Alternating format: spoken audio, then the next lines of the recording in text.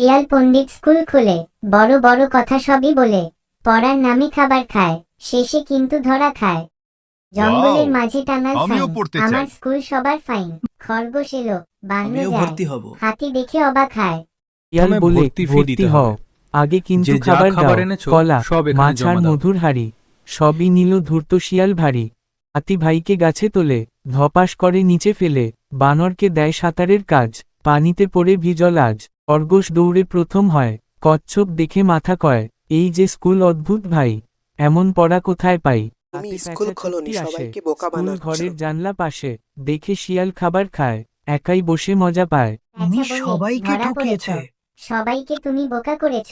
শিয়াল তখন ভয়েই কাঁপে, লেজ গুটিয়ে দৌড়ে পালায়। এই গল্প থেকে শিখতে পারি, সত্য একদিন না একদিন প্রকাশ হবেই। মিথ্যা দিয়ে বেশি দিন মানুষকে ঠকানো যায় না, প্রতারণা করলে শেষ পর্যন্ত লজ্জা পেতে হয়।